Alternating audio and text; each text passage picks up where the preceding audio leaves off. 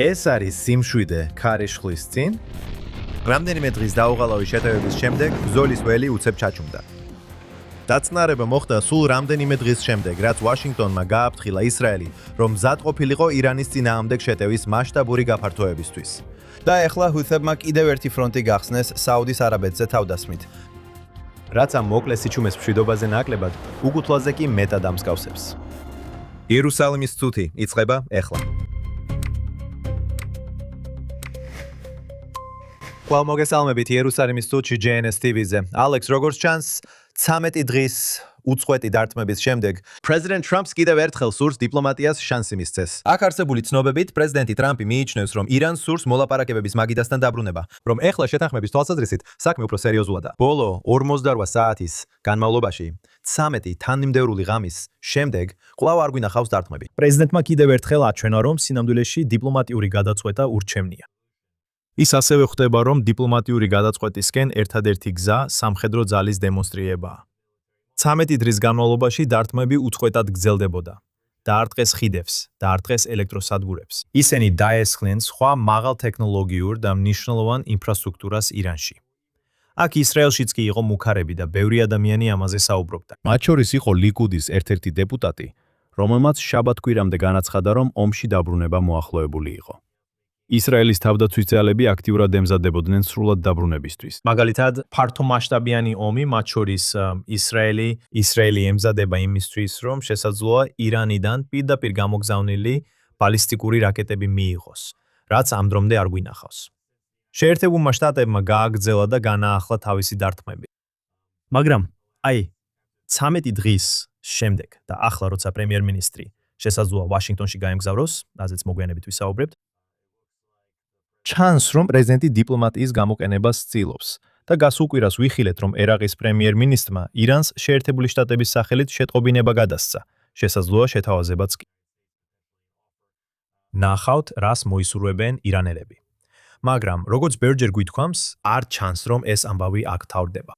დიახ, როგორც თქვენ ახსენეთ, შაბათ-კვირას აქ ისრაელში ემზადებოდნენ ბომბსაფარები გახსნილია ქვეყნის მასშტაბით მინიმუმ 4 ან 5 ქალაქში. და როცა პარასკევს საღამოს შაბათის დაწყებისას ჩანდა, რომ თავდასხმა გარდაუვალი იყო. ეს არ მოხდა. პრეზიდენტ ტრამპი ამბობს, რომ ირანი ჯერ მზად არ არის შეთანხმებისთვის, მაგრამ მალე მზად იქნებიან. მოდი ეს კლიპი ვნახოთ. გაგრძელება ირანზე. მიიღეთ თუ არა გადაწყვეტილება მასშტაბურ დარტყმებზე, რომლებზეც საუბრობდით. კარგი, უნდა ველოდოთ თუ არა მნიშვნელოვანი დარტყმა. ჩვენ ამჟამად ვესაუბრებით მათ. ფიქრობ ისინი დღითი დღე უფრო სერიოზულები ხდებიან. ალბათ აშკარა მიზეზის გამო ნახეთ ორი გზა არსებობს. მე ამას უფრო გონიურ გზად მივიჩნევ, მაგრამ მეორე გზა ალბათ უფრო მარტივია, რასაც ჩვენ ვაკეთებთ. და თუ გვინდა ამას ბევრად უფრო მაღალ დონეზე ავიყვანთ. იცით, ამისთვის მზად ვართ, როგორც იცით, ჩვენ მზად ვართ მოქმედებისთვის, მათ შეთანხმების მიღწევა სურთ. მაგრამ მე ვამბობ, რომ ისინი მზად არ არიან შეთანხმებისთვის. რადგან ყოველ ჯერზე როცა ისინი შეთანხმებას დებენ, უნდათ რომ შეცვალონ ის და ყველაფერი. ისინი მზად არ არიან, ძალიან მალე მზად იქნებიან. ასე რომ ალექს, გავრცელებული ინფორმაციით, პრეზიდენტი ტრამპი განიხილავდა დიდ დარტყმას. კერძოდ, ამ მაკუშის წერაქვის მთაზე შეტევას. მოდით ნახოთ ეს კლიპი. ძალიან მალე დიდი ალბათობით იმ ტერიტორიას დავარტყამთ. და მათ არაფრის გაკეთება არ შეუძლიათ ამაზე. იცით, ჩვეულებრივ ამას არ ვიტყოდი. თუ ფიქრობდი, რომ რამე შეძლებდნენ, ამას არასდროს ვიტყოდი. მაგრამ ძალიან მალე იმ ტერიტორიას ძალიან ძლიერად დავარტყამთ. მოდით ალექს, ვისაუბროთ ამ წერაქვის მთის მნიშვნელობასა და მნიშვნელობაზე. რაზე ვსაუბრობთ? რა იმალება იმ მთის ქვეშ? და ფიქრობ თუ არა, რომ მიუხედავად იმისა, რომ პრეზიდენტი ამბობს, შესაძლოა მოლაპარაკებები გაგრძელდეს შეთანხმებისკენ, მაინც შეიძლება დაარტყან. ამერიკელებმა შეიძლება დაარტყან ამ ობიექტს იქ. კი, სწორია. ასე რომ ორი რამ გვაქვს. წერაქვის მთა, რომელიც ტონატანსთან ახლოსაა, და ბოლო რამდენიმე კვირის განმავლობაში გავრცელდა ცნობები, რომ ირანმა ამ ობიექტში ცენტრიფუგები გადაიტანა, რომელიც ითვლება, რომ შესაძლოა კიდევ უფრო ღრმად მიწისქვეშ იყოს, ვიდრე ფორდოს ბირთვული რეაქტორი, რაც ნიშნავს, რომ შეიძლება გამძლე იყოს ბომბების მიმართ, რომლებიც მიწისქვეშა ობიექტებს ანადგურებს.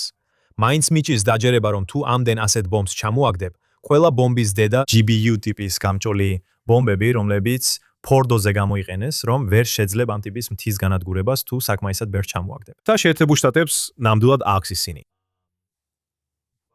მაგრამ იცით, როგორც ჩანს, არსებობს მტკიცებულება, რომ ისინი ყველანაირად ცდილობენ ბირთვული პროგრამის აღდგენას. გავრცელდა ცნობები, რომ მოჯთაბა ხამენეი, უზენაესი ლიდერის შვილი, რომელიც ამ ეტაპზე ჩვენ არც კი ვიცით ცოცხალია თუ არა, მაგრამ იყო ცნობები, რომ იცით, ის კიდევ უფრო მეტად ცდილობს ბირთვული იარაღის მიღებას, ვიდრე მისი მამა. და შემდეგ მეორე კომპონენტია გამდიდრებული ურანი, რომელიც, როგორც ცნობილია, დამარხულია ძირითადად ისპაჰანის ბირთვულ ობიექტზე. და ამ კვირაში New York Post-ში იყო ცნობები, რომ შეერთებული შტატები შესაძლოა განიხილავს ერთ-ერთ ყველაზე მასშტაბურ სპეციალური დანიშნულების ოპერაციას, რაც კი ოდესმე განხორციელებულა, რათა შეეცადოს ამოიღოს მაღალგამდიდრებული ურანი. როგორც პრეზიდენტმა გარკვეულ მომენტებში ბირთვულ მტვერს უწოდა. და ამისთვის ალბათ ათასობით ჯარისკაცი იქნება საჭირო, რადგან ირანელები ნამდვილად იცავენ ამ ზონას. და მიუხედავად იმისა, რომ ირანის სამხედრო ძალა სერიოზულად დასუსტებულია, მათ ჯერ კიდევ აქვთ გარკვეული სამხედრო ძალა. ასე რომ, ტერიტორიის დასაცავად და იქ სპეციალიზებული ძალების მისაყვანად, რომლებიც ამ ძალიან სენსიტიურ ოპერაციას ჩაატარებენ, ათასობით ჯარისკაცი დაგჭირდებათ. და ეს ჯარები იქ იმდენ ხანს უნდა დარჩნენ, რამდენიც საჭირო იქნება. ასევე იყო მსგავსი ანგარიში, რომ თუ ბომბები, რომლებიც ბუნკერების გასანადგურებლად გამოიყენება, ვერ გაანადგურებენ პიკაკს მთას, შესაძლებელია ასევე სპეციალური ოპერაციის ჩატარება პიკაკს მთის შიგნით სპეციალური დანიშნულების ძალებით. და შემდეგ ასაფეთქებელი ნივთიერებების გამოყენება უშუალოდ ობიექტის შიგნით, იმის ნაცვლად, რომ ისინი ზემოდან ჩამოაგდონ. ეს ალბათ უფრო მარტივი ოპერაცია იქნებოდა, რადგან აქ არ არის საუბარი ამოღებაზე, რაც მოითხოვს ბევრ სენსიტიურ სამუშაოს სპეციალისტებთან და ამას გარკვეული დრო სჭირდება. Alex კვირის დასაწყისში პრეზიდენტმა ტრამპმა უპასუხა ირანის თავდასხმებს ხომალდებზე ჰორმუზის სრუტეში. თქვა, რომ ყოველი ახალი თავდასხმის დაწყებისას აშეშუ თითოეულ თავდასხმაზე ერთ ხიდს ან ელექტროსადგურს გაანადგურებს. და შემდეგ იყო ეს კომენტარები სახელმწიფო მდივან მარკო რუბიოსგან. მოდით ნახოთ ეს ვიდეო. ბიჭებო, ნახე რა ისი, მათი საგარეო საქმეთა მინისტრი, რომელმაც რამდენიმე დღის წინ რაღაც თქვა მათი პოლიტიკის შესახებ და თქვა თვალი-თვალისწილ. პრეზიდენტის პოლიტიკაა თვალი-თვალისწილზე უფრო მკაცრი, ანუ თავი-თვალისწილ. ეს ადამიანები, რომლებიც ყოველდღე გვირეკავენ და გვეხოცებიან, მოდი შეთანხმება გავაკეთოთო. ისინი ამ შეტყობინებებს სხვა ქვეყნებს, მესამე ქვეყნებსაც უგზავნიან. გულისხმობ, რომ უკვე აღარ დარჩათ ქვეყნები, სადაც შეტყობინებების გაგზავნა შეუძლია. ჩემთანაც კი მოვიდნენ აქ ზოგიერთი ქვეყნის წარმომადგენლები. ახლახან ირანელებს ვესაუბრე. მათაც უნდათ შეთანხმების მიღწევა. პრობლემა ისაა, ყოველჯერზე, როცა ეს ადამიანები შეთანხმებას დებენ, ისინი ან არღვევენ მას, ან შეთანხმების შემდეგ უნდათ შეცვალონ შეთანხმება. ასე რომ ალბათ ჯერ კიდევ მზად არ არიან შეთანხმებისთვის, მაგრამ მალე იქნებიან, რადგან ფასი, რომელსაც ისინი იხდიან, ძალიან მაღალია, მიუხედავად მათი მკაცრი განცხადებებისა, ლამაზი სიტყვებისა და სულელური ლეგოს ვიდეოებისა, რომელსაც ავრცელებენ. ასე რომ, პირველი, თვალი-თვალისწილ კი არა, თავი-თვალისწილ. ეს ძლიერი სიტყვებია. და შემდეგ მარკო რუბიომ თქვა, რომ თუნდაც შეთანხმებას მივახციოთ, მან მათმენი მასხარებიან, რაღაც მსგავსი უწოდა და თქვა, რომ ისინი მაინც დაარღვევდნენ ამ შეთანხმებას. ასე რომ, პირველი, თავი-თვალის სანაცვლოდ. მოდი ამაზე ვილაპარაკოთ. და მეორე არის, იცით რა აზრი აქვს შეთანხმების ხელმოწერას, როცა უკვე იცით, რომ ირანი მას დაარღვევს? ხო, ხედავთ, პრეზიდენტი და სახელმწიფო მდივანი ერთსა და იმავე ენას იყენებენ. ორივემ თქვა, რომ როგორც ჩანს, ისინი ჯერ მზად არ არიან შეთანხმებისთვის, მაგრამ მალე მზად იქნებიან. ასე რომ, ეს აშკარად შეთანხმებული გზავნილია. და კითხვა ისაა, იცით რა არის საბოლოო მიზანი აქ შეერთებული შტატების პრეზიდენტისთვის? როგორც ჩანს, მას სურს, რომ რაღაც ტიპის მოლაპარაკებით მიღწეული შეთანხმება მიიღოს. პრობლემა ისაა, როგორც პრეზიდენტი, ასევე სახელმწიფო მდივანი აწვლებიან ამას, ირანის მოლაპარაკების სტილია. იცით, როგორც ისინი მოქმედებენ. ეს არის, არ ვიცი, ამას რაციონალურს თუ დაარქმევთ, ხალხი ამბობს, რომ ისინი რაციონალურად მოქმედებენ, მაგრამ ეს ერთგვარი სქემა. ეს არის ირანელების მოლაპარაკების ქცევა და არც ერთ ამერიკელ პრეზიდენტს არ უნდა კონდეს სხვა მოლოდინი ირანელებისგან მოლაპარაკების სტრატეგიასთან დაკავშირებით. ისინი ცდილობენ ფაქტობრივად დაამარცხონ შეერთებული შტატები. მათ მოლაპარაკების გზით შეთანხმებისკენ მიიზიდონ და შემდეგ პირობები მანიპულირონ ან პირდაპირ დაარღვიონ. ასე. ისინი იმარჯვებენ იმით, რომ აჩერებენ შეერთებული შტატების უზარმაზარ ძალას. რჩებიან ხელისუფლებაში და ფაქტობრივად ამ მოლაპარაკებების გზით მეორე მხარის პრეზიდენტს ამცირებენ. და კიდევ ერთხელ, მათთვის ეს მოკლებადიანი თამაშია, ხო ასეა. შეიძლება რამდენიმე წელი გაგრძელდეს, შეიძლება მხოლოდ შუალედურ არჩევნებამდე იყოს. ამიტომ ისინი უბრალოდ სურთ დაელოდონ ამ პრეზიდენტის ვადას, რადგან სჯერათ, რომ თუ სხვა პრეზიდენტი მოვა, იქნება ეს დემოკრატი პრეზიდენტი. გახსოვდეთ, ბოლო ორი დემოკრატი პრეზიდენტი ცდილობდა ირანთან შეთანხმების მიღწევას, სადაც შეერთებული შტატები მოხსნიდა სანქციებს, გამოყოფდა თანხებს, აძლევდა ფულს. ობამას ადმინისტრაციამ მილიარდობით დოლარი აჩუქა ირანს. ან რესპუბლიკელი პრეზიდენტი, რომელიც უბრალოდ იზოლაციონიზმს ემხრობა. და ახლა რომ უყურებ, რას აკეთებს ტრამპი და ვამბობ, იცით, ეს ზუსტად ისაა, რასაც არ გვინდა ვაკეთებდეთ.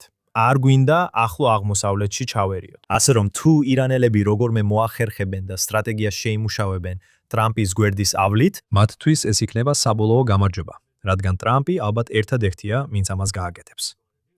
ეხლა ისრაელისთვის იცით ამბობენ და გავცელდა ცნობები, რომ მაღალი თანამდებობის პირები აცხადებენ, რომ არ სჯერათ თითქოს რაიმე გზით შესაძლებელი იყოს მოლაპარაკების გზით შეთანხმების მიღწევა და ისინი ფიქრობენ, რომ სრულმასშტაბიან ომში დაბრუნება გარდაუვალია. იცი რას ნიშნავს სრულმასშტაბიანი ომი? ნიშნავს ეს იმას, რომ მსგავსი დაბალი დონის დარტყმები, სტრატეგიული დარტყმები გაგრძელდება ასე 13 დღის განმავლობაში.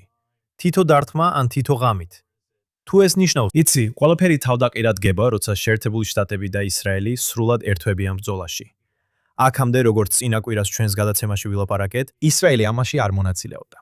იცი, ირანი ბალისტიკურ რაკეტებს უშვებდა მთელ ახლო აღმოსავლეთში. მათ გამოაქვეყნეს ანგარიშები, სადაც ამბობენ, იცი, არ უნდა იყო ამერიკელთან 500 მეტრის რადიუსში, რაც სხვადასხვა იმას ნიშნავს, რომ ბალისტიკური რაკეტები დაახლოებით 500 მეტრის სიზუსტით ხვდება მიზანს და არა უფრო ახლოს. რაც ერთი მხრივ გასაოცარია, თუ გავითვალისწინებთ, რომ ისინი ამ რაკეტებს ატმოსფეროში ისვრიან შორეული ქვეყნიდან. მეორე მხრივ, არანაირი გარანტია არ არსებობს, რომ ეს რაკეტა მიზანს მოხვდება.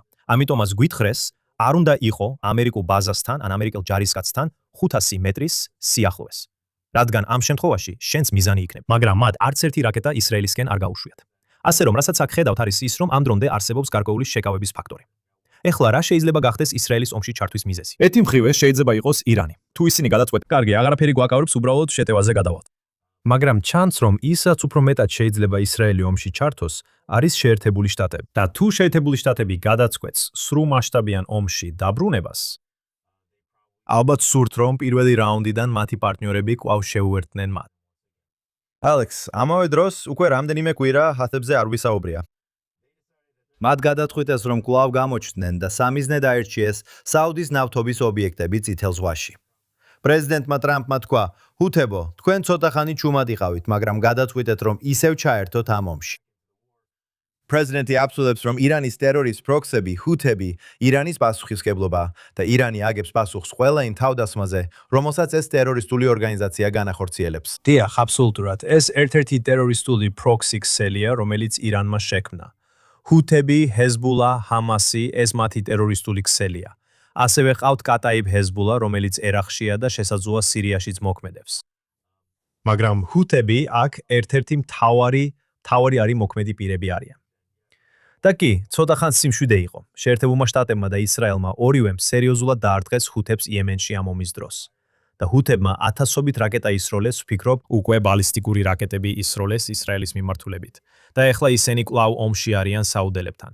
და იცით, ასე რომ ხედავთ, რომ მთელი რეგიონული დინამიკა მოქმედებს, სადაც საუდელები, შეერთებული შტატების მოკავშირეები არიან, გინახავთ პრეზიდენტ ტრამპთან ერთად, იცით.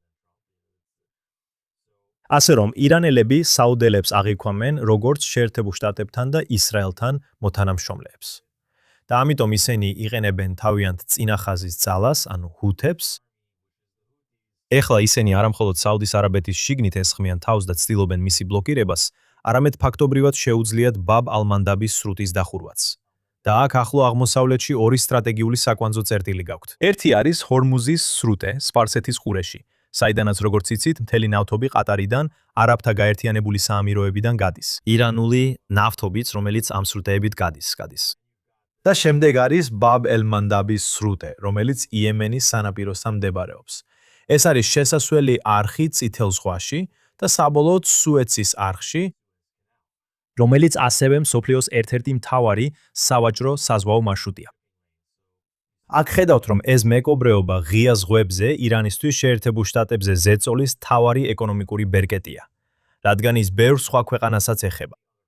ასე რომ, როცა ისინი ბალისტიკურ რაკეტებს ისვრიან ბარეინის, კატარისა და ქუვეითის მიმართულებით, ეს ქვეყნები შეერთებულ შტატებს მიმართავენ და ეკითხებიან, რას აპირებთ ამასთან დაკავშირებით. იცი, როცა ჰუთები თავს ესხმიან საუდის არაბეთს და ბლოკავენ ბაბ ალ-მანდაბის სრუტეს, არ უშვებენ საუდის კომერციულ გემებს და ბლოკავენ სუეცის არხს, რომელიც ეგვიპტის ეროვნული შემოსავლის მთავარი წყაროა. ეს ქვეყნები შეერთებულ შტატებს მიმართავენ და ეკითხებიან, რას აპირებთ ამასთან დაკავშირებით. მართალია. და ამიტომ შეერთებული შტატების პრეზიდენტზე ზეწოლა. ამ ეტაპზე საქმე მხოლოდ ისრაელს აღარ ეხება. ხო ასეა, სწორია. ყველა ამერიკაში ამბობს, ვიცით, ისრაელი გვათრევს ამაში, ისრაელი. ხუთების საუდელებთან 10 წლეულებია იბრძვიან. რა თქმა უნდა. კარგი. იცი, ირანელებმა არასტაბილური გახადეს ერაყი, სირია, ლიბანი, ღაზა და იემენი. და შესაბამისად, ყველა ქვეყანა, რომელიც ესაზღვრება იმ ადგილებს, სადაც ირანული გავლენაა, ასე რომ ხედავ, ეს ნამდვილად ის პრობლემა, რომელიც ამერიკამ უნდა გადაჭრას. ისრაელი აქ ეგრეთ წოდებულ საუკეთესო მეორეხარისხოვანი როლის შემსრულებელია. იცი, ისინი ნამდვილად მამაცები არიან. მათ შესანიშნავი დაზვერვა აქვს, მაგრამ გარკვეული რაღაცები მხოლოდ შეერთებულ შტატებს შეუძლია დამოუკიდებლად გააკეთოს. და რა თქმა უნდა, თუ გინდა რომ საქმე სწრაფად გაკეთდეს, უნდა გააკეთო ეს ერთად შეერთებულ შტატებთან. როგორც ჩანს, პრეზიდენტმა ტრამპმა ჯერ კიდევ არ მიიღო საბოლოო გადაწყვეტილება, რომ ეს უნდა გააკეთოს. ის ჯერ კიდევ ცდილობს მოლაპარაკების გზით შეთანხმებას მიაღწიოს. და იცით, ვფიქრობ, რომ ისრაელის შეფასება სწორია, რომ მოლაპარაკების გზით შეთანხმების მიღწევა ნაკლებად სავარაუდოა. და სულმასშტაბიან ომში დაბრუნება პოტენციურად გარდაუვალია, თუ არა კიდევ უფრო სავარაუდო. როგორც უკვე ვთქვი, თავშესაფრები ღია და ველოდებით რა მოხდება. მაგრამ მინდა ჩვენი ყურადღება ლიბანს მივაფრო. ამ კვირაში თეთრ-სახლში შედგა პოტენციურად ისტორიული შეხვედრა ლიბანის პრეზიდენტ აუნსა და პრეზიდენტ ტრამპს შორის. და ყურადღება მართლაც გამახვილებული იყო იმაზე, რომ შესაძლებელი გამხდარიყო რაიმე სახის ნორმალიზაციის შეთანხმების მიღწევა. აშშ-მ განაცხადა, რომ ისინი ლიბანს მხარს დაუჭერენ. ისინი ქვეყანას სტაბილიზაციაში დაეხმარებიან. რა თქმა უნდა, საუბრის დიდი ნაწილი ეხებოდა ჰეზბოლას ტერორისტულ ორგანიზაციას, რომელიც მოლაპარაკებების ნაწილი არ არის. რა თქმა უნდა, განხილვებში შედიოდა შესაძლო ისრაელის გასვლა ლიბანიდან. ასევე პრეზიდენტმა ტრამპმა პირველად 1985 წლის შემდეგ ახსენა აშშ-ს პირდაპირი ფრენები ბეირუთში. ფიქრობთ, ეს ნამდვილად ისტორიული შეხვედრაა თუ უბრალოდ კიდევ ერთი შეხვედრა? იცით, პრეზიდენტი ტრამპი შეხვედრია სირიისა და ერაყის ლიდერებსაც. რას ფიქრობთ იქ არსებულ სიტუაციაზე ლიბანის მიმართ? კი, ორი საკითხია. ერთი არის შეხვედრის საკითხი და მეორე არის ის მოლაპარაკებები, რომლებიც მიმდინარეობს ისრაელსა და ლიბანს შორის. ეხლა, მე ვყოფი ვარ თეთრ-სახლში შეხვედრებზე პრეზიდენტ დონალდ ტრამპთან და პრემიერ-მინისტრ ბენიამინ ნეთანიაჰუსთან. და იცით, მაგალითად მახსოვს შეხვედრა, სადაც ტრამპმა თებერვალში თქვა, იცით, მას შემდეგ რაც ახლა დაბრუნდა თანამდებობაზე, ეს იყო პირველი შეხვედრა, რომელზეც ნეთანიაჰუ წავიდა პრეზიდენტთან შესახვედრად. და პრეზიდენტმა შემდეგ თქვა, რომ ღაზა იყო დანგრევის ზონა და რომ ყველა ღაზელს საბოლოოდ მოუწევდა ზოლის დატოვება, რათა მთლიანად გაეწმინდათ ეს დანგრევის ზონა. და ყველა ფიქრობდა იმ დროს, რომ ეს იყო ძალიან ისტორიული შეხვედრა და ფიქრობდნენ, რომ ეს იქნებოდა პრეზიდენტის პოლიტიკა. და იწყებოდა ღაზელი ლტოვილების ზოლიდან გასვლა, რაც ფუნდამენტურად შეცვლიდა ისრაელ-პალესტინის კონფლიქტს. ხო ესეა, საბოლოოდ ეს არ მოხდა. ამიტომ ეს სიმბოლური შეხვედრა იყო. დიახ, ნამდვილად ასეა.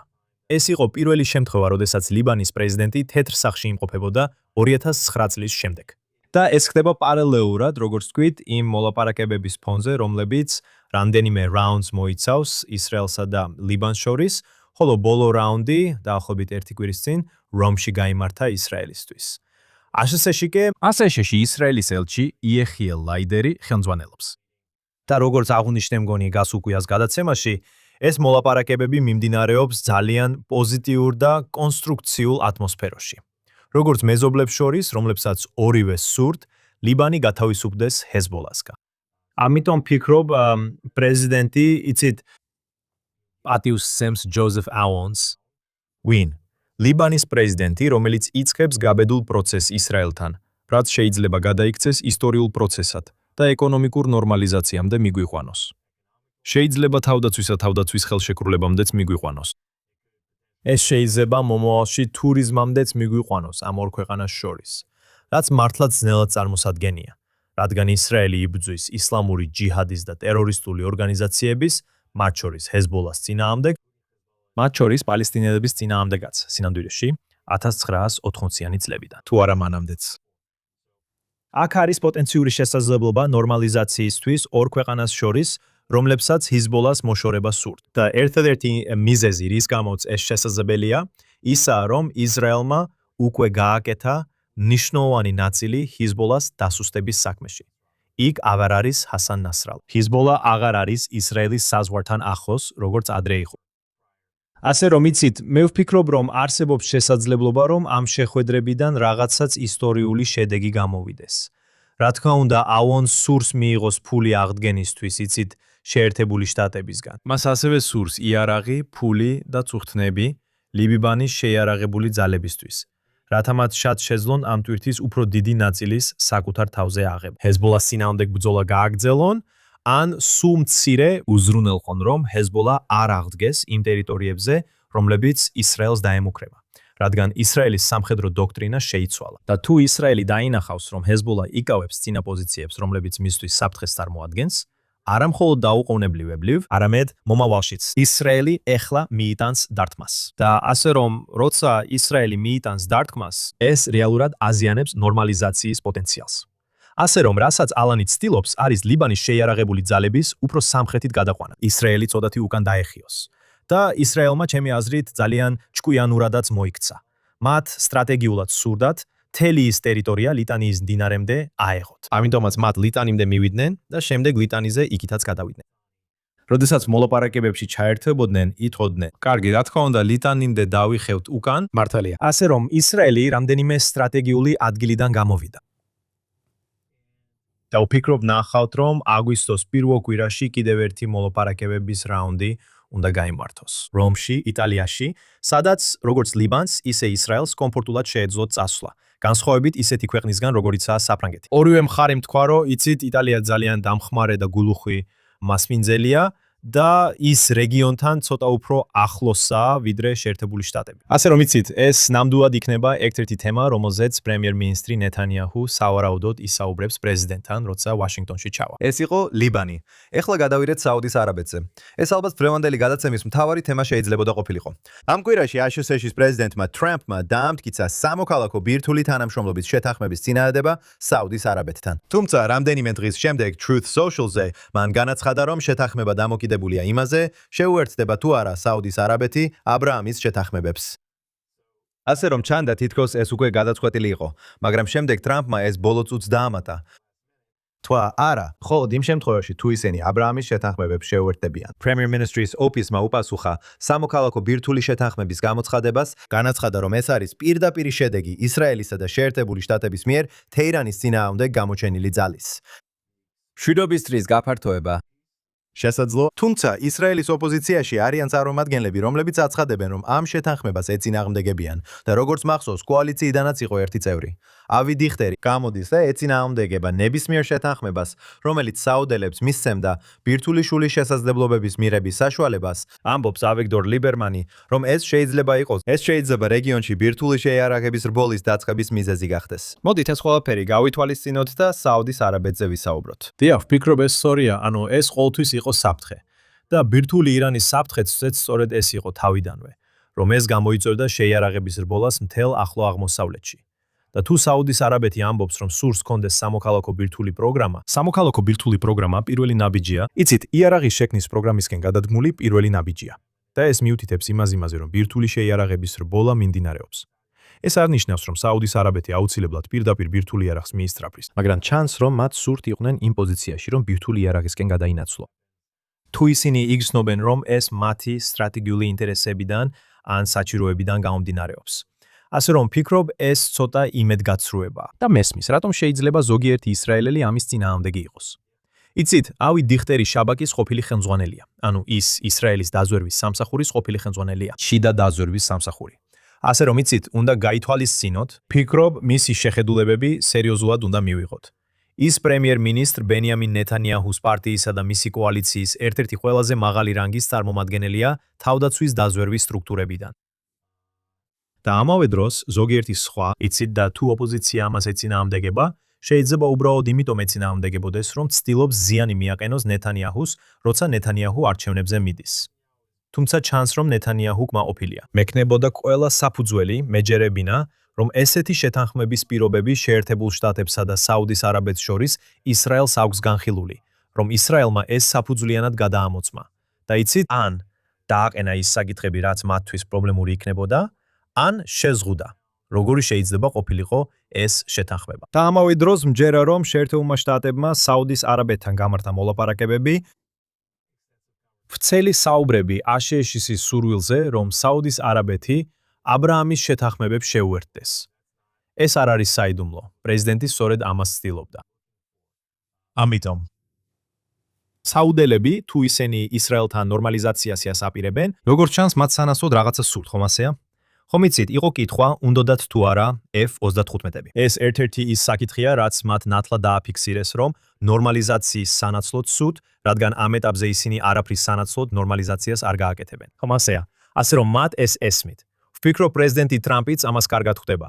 ასე რომ ის თავაზობს იმას, რაც მათ სურთ.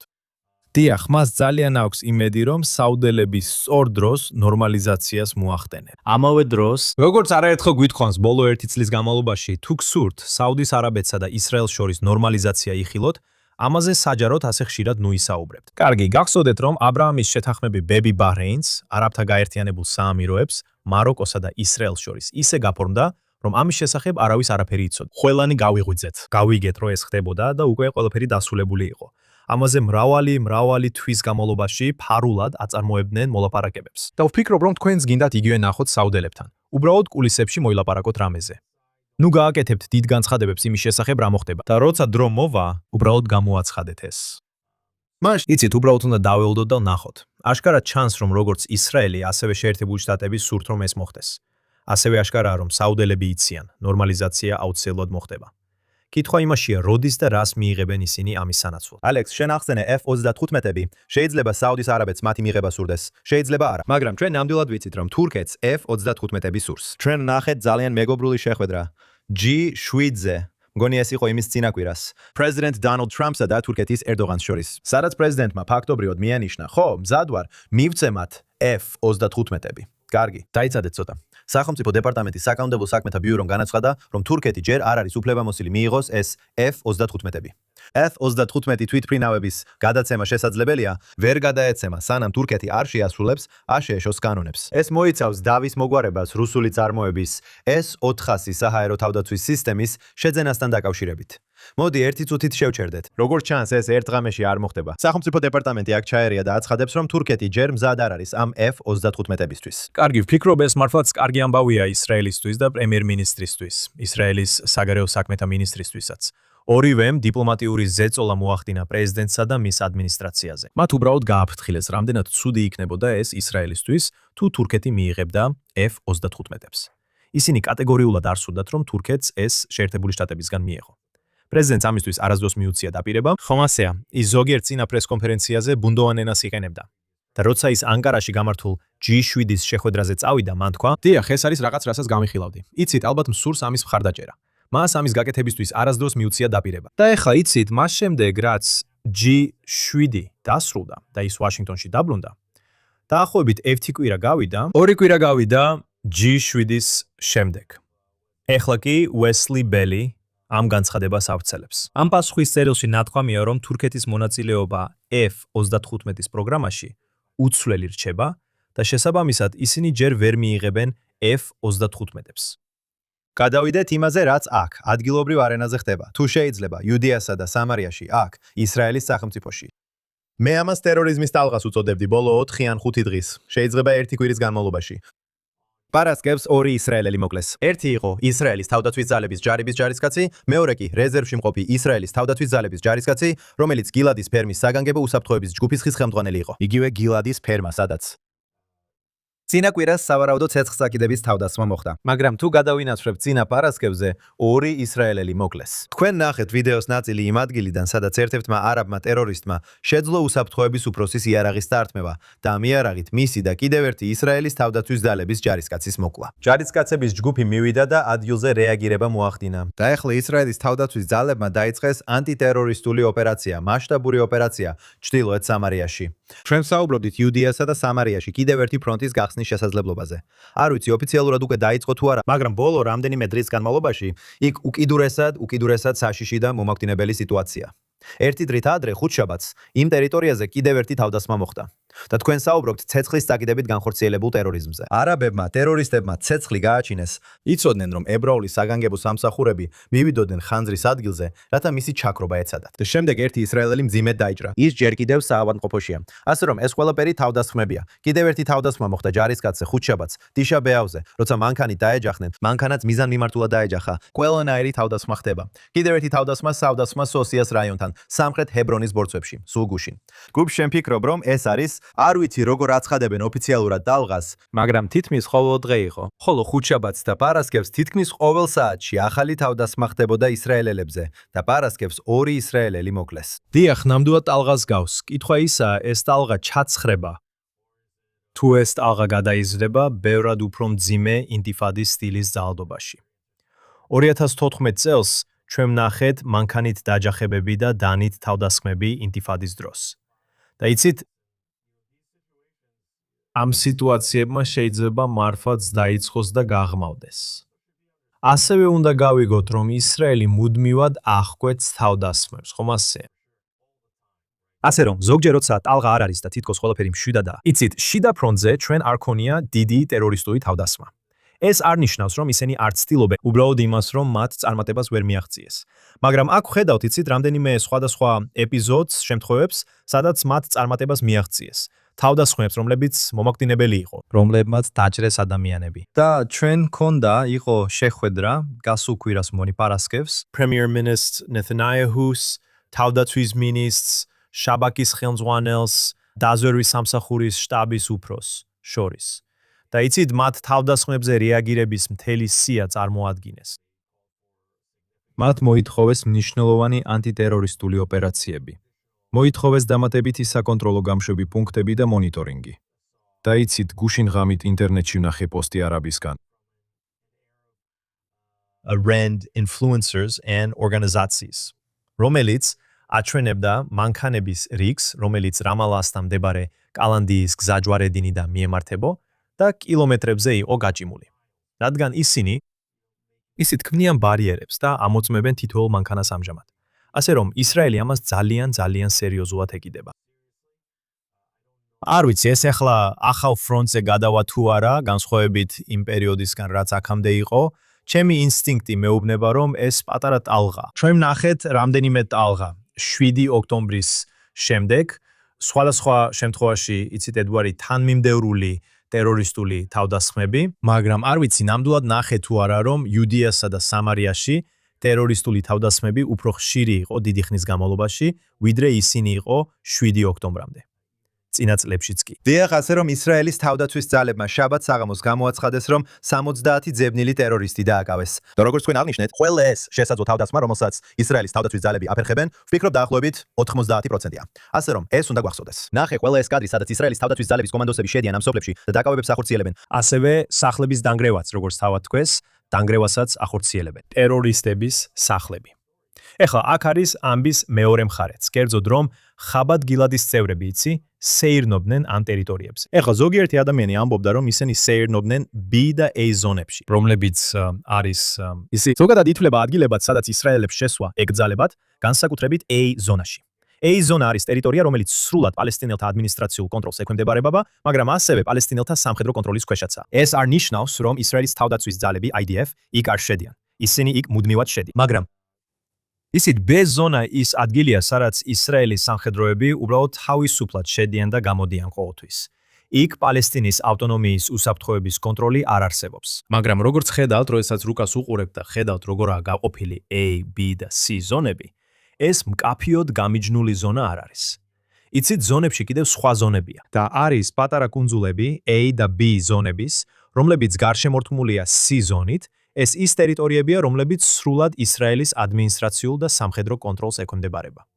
ასე რომ, რთულია ზუსტად იცოდეს, სად სეირნობდნენ ამ დროს. მაგრამ როცა მიდიხართ A ზონისკენ და მიდიხართ ისრაელის გზებზე, როცა მართავთ მანქანას C ზონის გზებზე და ხედავთ, რომ არის გზა, რომელიც მიდის A ზონაში, იქ დგას დიდი წითელი ნიშანი, რომელიც ამბობს, რომ თქვენ აპირებთ შეხვიდეთ A ზონაში და რომ ისრაელის მოქალაქეებისთვის ეს არალეგალურია. ეს ნიშანი ჩვენ დავაყენეთ, ისრაელმა დააყენა. ისრაელი აკენებს ამ ნიშნებს.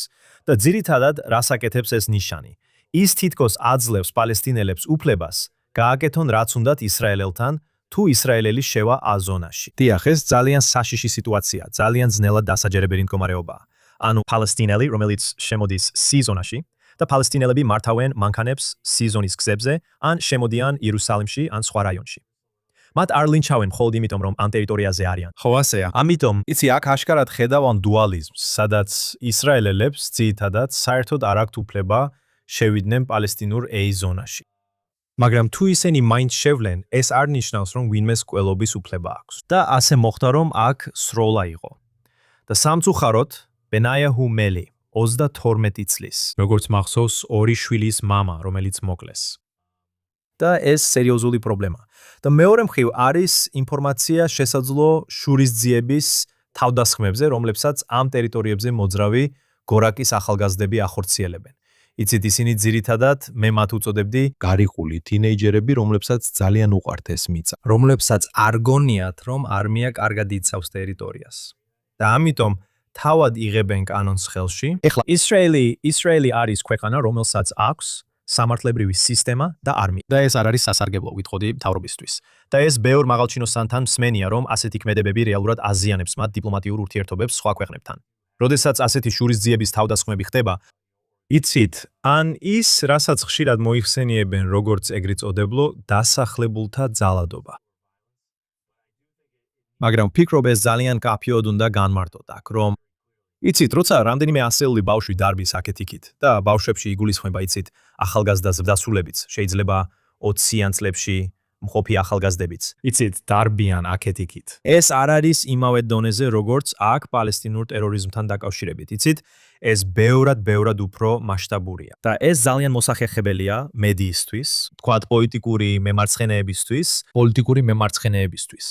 არა მხოლოდ ისრაელში, არამედ შეერთებულ შტატებსა და ევროპაშიც. და შემდეგ თქვან, ჰეი, იცი, ტერორიზმია, დასახლებულთა ძალადობაა. იცი, რომ ერთმანეთს ადარებენ. ეს ორი რამ საერთოდ არ არის ერთი და იგივე. წლების განმავლობაში ათასობით ადამიანი მოკლეს პალესტინელმა ტერორისტებმა. და ასევე რასაც ხშირად ეგრეთ წოდებული დასახლებულთა ძალადობას უწოდებენ.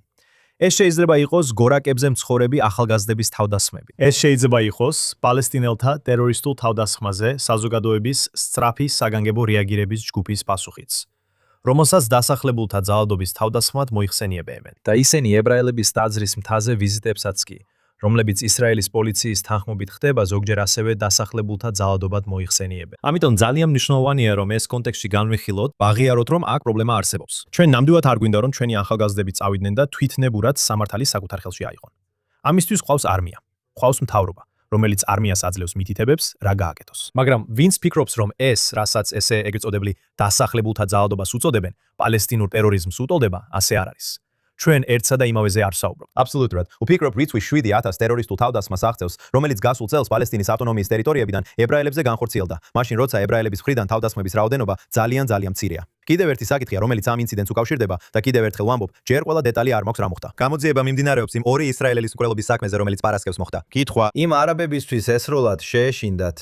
ბევრი ადამიანი კითხულობს, ხომ არ იყო კმანეს? იმიტომ რომ არსებობს ჩართულობის წესები. შენ მოусმე 2-3. ასე რომ ბევრი ადამიანი ამბობს, მათ საკმარისად სწრაფად არ ისროდეს. იმიტომ რომ არაბი და კიდევ ერთხელ ღმერთმა დამიფაროს, ადგილზე მყოფებს არ სჭი. ზუსტად არ ვიცი რა უტრიალებდათ თავში იმ მომენტში, მაგრამ თუ ნახავთ ვიდეო კლიპებს, რომლებიც ჩნდება, იცით, არაბმა შეძლო დაეპატრონა დაცვის თანამშრომლის იარაღს და მის წინააღმდეგ გამოეყენებინა. ნუ თუ მან საკმარისი ძალა არ გამოიყენა, არ ვიცი. ეს უბრალოდ ის კითხვა. ეს ნამდვილად წარუმატებლობას გავს. ანუ, თუ შენ არსებობს მიზეზი, რატომაც გაქვს იარაღი. და თუ პალესტინელი საშიშად გიახლოვდება, აი სწორედ ამისთვის გაქვს იარაღი. ის იქაა, რომ შენი სიცოცხლე დაიცვას. სამწუხაროდ ვფიქრობ, სტატისტიკურად ადამიანი უფრო ხშირად კვდება საკუთარი იარაღით, ვიდრე სხვისი იარაღით. ეს უბრალოდ სტატისტიკაა, რომელიც ალბათ ადვილად გასაგებია. მაგრამ მხოლოდ იარაღის ქონა საკმარისი არ არის. საჭიროა მომზადებაც, რადგან იარაღის დაკარგვა შეიძლება არა მხოლოდ თქვენთვის იყოს მომაგდინებელი, არამედ სხვებისთვისაც. სხვათა შორის, რასაც ადრე ამბობდით, როცა ებრაელი თავდაცვაში პასუხობს, უცებ კამერები ირთვება და ის ანარქისტები და უკიდურესი ექსტრემისტები, უკიდურესი მემარცხენეები, იცით, ისინი მზად არიან გადაეღონ, როგორც კი ებრაელი პასუხობს. შემდეგ ამას დასახლებელთა ძალადობას უწოდებენ. თითქოს ყველაფერი მათ დაიწყეს. და შემდეგაც კი თუ ნახავთ, როგორ აშუქებს ამას ზოგიერთი ისრაელის მედია. იცით, მე ვნახე იმ დღეს Times of Israel-ში ისინი რამდენიმე შემთხვევას ეხებოდნენ. ამას ისრაელებსა და პალესტინელებს შორის სროლას უწროლას უწოდებდნენ. ეს ტერორისტული თავდასხმა იყო. იქ ისრაელები იყვნენ ლაშქრობაზე და მათზე არაბებმა მიიტანეს იერიში, თითქმის ლინჩის წესით უნდა გაენადგურებინათ. და შემდეგ, იცით, ერთ-ერთი ისრაელი შეიარაღებული იყო და საბოლოოდ თავადაც დაიჭრა. როცა არეულობა დაიწყო და უსაფრთხოების სხვა ძალებიც მოვიდნენ რეგიონში, სხვებიც დაიჭრნენ ამ ტერიტორიაზე როგორც პასუხი.